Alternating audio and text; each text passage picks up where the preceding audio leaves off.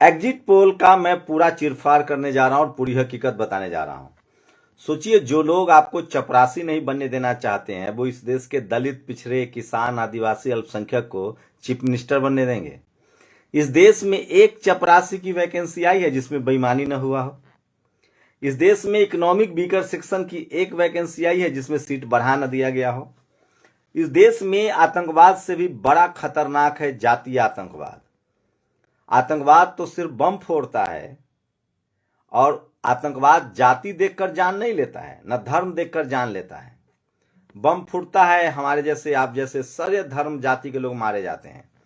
लेकिन जातीय आतंकवाद है वो इतना खतरनाक है कि वो आपके साथ रेप भी करता है, जान भी मारता है, आपका वोट चोरी भी करता है, आपको जेल में भी डलवाता है, आपको फंसाता भी है। आप मुख्यमंत्री हो जाइए लेकिन जातीय आतंकवाद से नहीं बच सकते हैं। इसलिए एग्जिट पोल जो है वो जातीय आतंकवाद है। आप सोचेंगे मैं ये क्या कह रहा हूं, तो बिल्कुल ठीक है। नमस्कार, मैं शंभू कुमार सिंह और आप देख रहे हैं नेशनल दस्तक। एग्जिट पोल इसलिए, पहले सोचिए, पहले इस देश में जब मनुस्मृति लागू था तो इस देश के 90% दलित, पिछड़े, किसान, आदिवासी, अल्पसंख्यकों को पढ़ने लिखने नहीं दिया जाता था। उसके बाद कैसे कैसे करके, सोचिए, रविदास महाराज, कबीर ने जो लड़ाई चालू की थी जातिवाद के खिलाफ, उसको बाबा साहेब और फूले ने आगे बढ़ाया, साहू जी महाराज ने आगे बढ़ाया, शिवाजी महाराज ने आगे बढ़ाया, संभाजी महाराज ने आगे बढ़ाया। और जब देश आजाद हुआ तब बाबा साहेब ने अथक प्रयास करके हमें वोट का अधिकार दिलाया। उसमें सरदार पटेल भी उनके सहयोगी रहे, उसमें राजेंद्र प्रसाद भी उनके सहयोगी रहे क्योंकि वो उस समय के राष्ट्रपति थे, सरदार पटेल गृह मंत्री थे, और नेहरू भी उसमें भागीदार थे क्योंकि वो प्रधानमंत्री थे, और गांधी ने भी बाबा साहेब का सहयोग किया और एक संविधान बना। इसमें सबको वोट देने का अधिकार मिला। लेकिन सोचिए, ये जातीय आतंकवादी, ये जातिवादी, मनुवादी उस समय बूथ अपने घरों में बनाते थे और रिजर्व सीट, जो SC ST का रिजर्वेशन था, उस पर अपने नौकरों को चुनाव जिताते थे, और जो बाकी सीट था वो सब इस देश के यादव, कुर्मी, कुशवाहा, दलित, पिछड़ों के हिस्से में नहीं आता था। बात आगे बढ़ी। हमारे बहुजन महापुरुषों में जगदेव बाबू ने अपनी शहादत दी, उनको मार दिया गया क्योंकि वो जातीय आतंकवाद के खिलाफ लड़ रहे थे, वोट के लिए लड़ रहे थे। मान्यवर कांसीराम साहब ने साइकिल से बहुजन समाज को जागरूक किया। सोनेलाल पटेल की हड्डियां तोड़ दी गई, कर्पूरी ठाकुर को गालियां दी गई, लालू यादव को जेल में डाला गया, शिबू सोरेन को जेल में डाला गया, हेमंत सोरेन को जेल में डाला गया, करुणानिधि को बेइज्जत किया गया, आज भी स्टालिन को गाली दी जाती है। जब ये जातीय आतंकवादी, जातिवादी लोग आज भी दलित, पिछड़े नेताओं के खिलाफ हैं तो आपको एग्जिट पोल में वो आगे दिखाएंगे? पहले ये ओपिनियन पोल बनाते थे, और दलित पिछड़ा जो टीवी देखता है, जो अभी भी मीडिया के बेईमानी को नहीं समझ पाया है, वो टीवी अखबार के हिसाब से वोट कर देता था। धीरे धीरे हम जैसे लोगों ने, सोशल मीडिया जब आया तो लोगों को जागरूक किया कि ये मीडिया वाले, टीवी अखबार वाले जातीय आतंकवादी हैं, जातिवादी, मनुवादी हैं, इन पर भरोसा मत कीजिए। ये आपके नौकरी के खिलाफ हैं, ये आपके बिजनेस के खिलाफ हैं, ये आपके वोट देने के अधिकार के खिलाफ हैं। और आपको लगता है कि इस देश के किसी भी दलित, सपा, बसपा, आरजेडी, जेडीयू को लोग जीतते हुए दिखाएंगे? ये जो जातीय आतंकवादी हैं वो चाहते हैं कि आपको, आपके दिमाग को भोथरा कर दिया जाए, आप वोट डालकर सो जाएं, सुस्त पड़ जाएं, अपनी हार मान लें। दुनिया में सारी जंग, सारी लड़ाई दिमाग से लड़ी जाती है। आप कितने मजबूत मनोबल के हैं इस पर निर्भर करता है। तो ये जो एग्जिट पोल है, ये जो जातीय आतंकवादी लोग जो एग्जिट पोल बना रहे हैं, जातिवादी, मनुवादी मीडिया, ये चाहता है कि इस देश का दलित, पिछड़ा घर बैठ जाए, आप जो स्ट्रांग रूम से बाहर हो जाए। पहले तो ये आपको ओपिनियन पोल के जरिए वोट को ही मैनिपुलेट करते हैं कि आप वोट ही गलत जगह डाल दें, आप अपने समाज की भलाई, स्कूल, अस्पताल, रोजी रोजगार की भलाई न सोचें, आप धर्म के नाम पर, हिंदू मुस्लिम के नाम पर, जात के नाम पर वोट डाल दें। पहले तो ये कोशिश करते हैं। उसके बाद दूसरे फेज में एग्जिट पोल बनाते हैं ताकि जो दलित, पिछड़ा, किसान, आदिवासी, अल्पसंख्यक, कर्मचारी है, अधिकारी है या जनता है वो डर जाए, दिमागी रूप से कमजोर पड़ जाए, वो शिथिल पड़ जाए। और जो जातिवादी, मनुवादी सोच के जो अधिकारी, कर्मचारी हैं, जो चपरासी से लेकर चीफ जस्टिस तक बैठे हुए हैं, उनका मनोबल हाई हो जाए और वो तमाम वो हथकंडे अपनाएं। इसीलिए एग्जिट पोल बनाया जाता है। मैं फिर कह रहा हूं, एग्जिट पोल पर भरोसा मत कीजिए। बहुजन समाज के लोग जागरूक हुए हैं, सचेत हुए हैं। आप बताइए, ये बड़ी चोरी की तैयारी है। आप स्ट्रांग रूम से हट जाएं, आप काउंटिंग के दिन सरेंडर कर दें, और जो दलित, पिछड़े, किसान, आदिवासी, अल्पसंख्यक जो अधिकारी हैं, कर्मचारी हैं, वो शिथिल पड़ जाए, वो डर जाए कि अरे सरकार इनकी आ रही है, मेरे साथ गलत हो सकता है, इसलिए गलत का विरोध न करें। इसलिए मैं कह रहा हूं कि अगर आप दलित हैं, पिछड़े हैं, किसान, आदिवासी, अल्पसंख्यक हैं, अधिकारी, कर्मचारी हैं, तो गलत को गलत कहिए। मरना सबको है भाई साहब, कोई अमर होने नहीं आया है। मूर्तियां उसी की लगेंगी जो जातिवाद, मनुवाद के खिलाफ और कट्टरता के खिलाफ लड़ेगा। कोई नेल्सन मंडेला, कोई बाबा साहेब, सबके लिए ये रास्ता है, मौका है।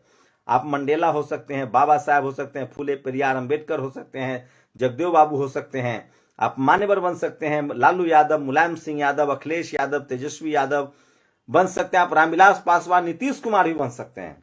बस शर्त इतनी है कि आप अपने मानसिक रूप से आप मजबूत होइए। तो ये जो एग्जिट पोल है वो ये जो जातिवादी, मनुवादी अधिकारी हैं उनको शह देने के लिए है, जो बहुजन अधिकारी हैं उनको निरस्त करने के लिए। और ठीक कहा है तेजस्वी यादव ने कि इस बार बिहार एक पैर पर खड़ा है। जो जातिवादी, मनुवादी वोट चोरी करेगा उसकी खैर नहीं है, जनता उसको संवैधानिक तरीके से उसके खिलाफ प्रोटेस्ट करेगी। राहुल गांधी ने कई बार सबूतों के साथ बताया कि कितना ज्यादा वोट चोरी का खेल हो रहा है।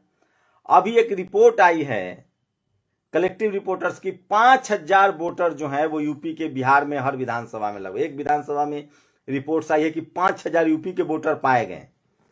आपने देखा कैसे बीजेपी समर्थकों ने दो हरियाणा में भी, हिमाचल में भी और बिहार में वोट डाला, दिल्ली में भी वोट डाला। ये घूम घूम के वोट डालते रहते हैं।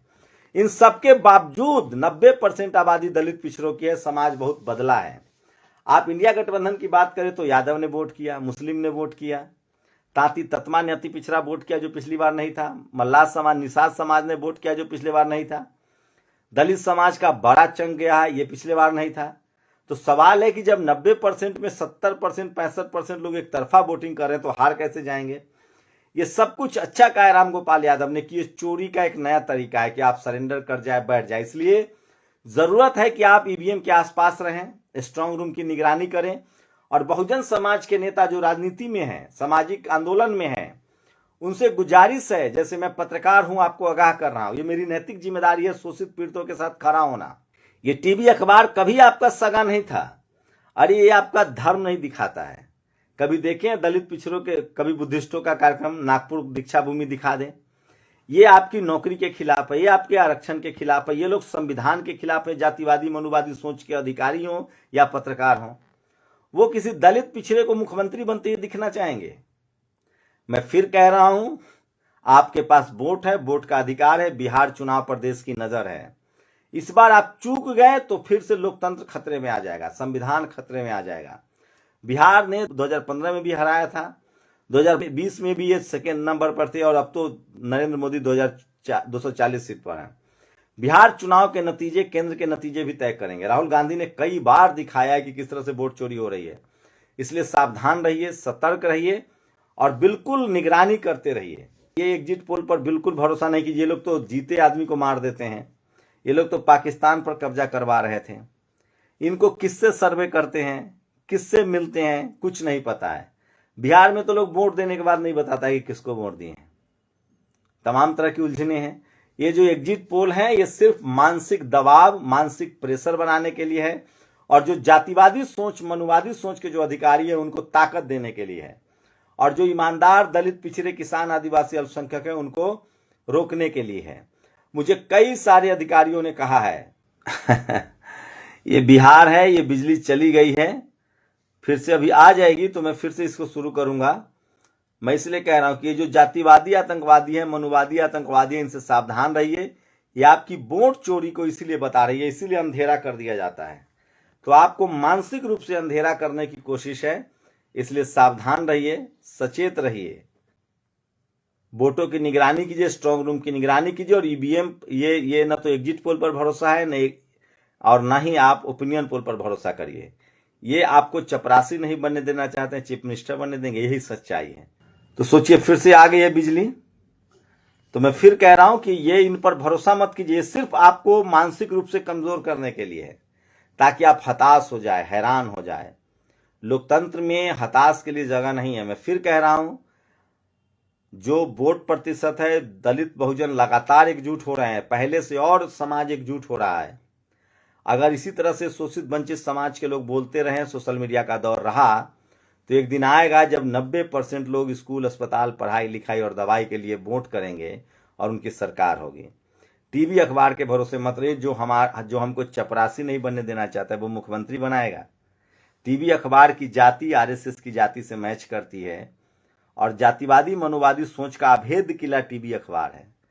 इस देश में दलित, पिछड़ा, किसान, आदिवासी, अल्पसंख्यक जज बन सकता है, नासा में वैज्ञानिक बन सकता है, लेकिन किसी टीवी अखबार में संपादक नहीं बन सकता है। मीडिया मालिक तो दूर की बात है। तो जिन्होंने गाय पाला है वो दूध खा रहे हैं। तो सोचिएगा जरूर, सचेत रहिएगा, सावधान रहिएगा, स्ट्रांग रूम पर रहिए, ईवीएम को देखभाल करते रहिए। ये भी एक तरह की बेईमानी है एग्जिट पोल, मानसिक रूप से ये आपको भटकाने के लिए। शुक्रिया। दस्तक की आपसे गुजारिश है कि अगर इसको बचाना चाहते हैं तो नेशनल दस्तक को सब्सक्राइब करने के लिए रेड कलर के सब्सक्राइब बटन को दबाएं, फिर बेल आइकन की घंटी दबाएं। नेशनल दस्तक को बचाने के लिए बहुत जरूरी है कि हर खबर को शेयर करें, लाइक करें, कमेंट जरूर करें।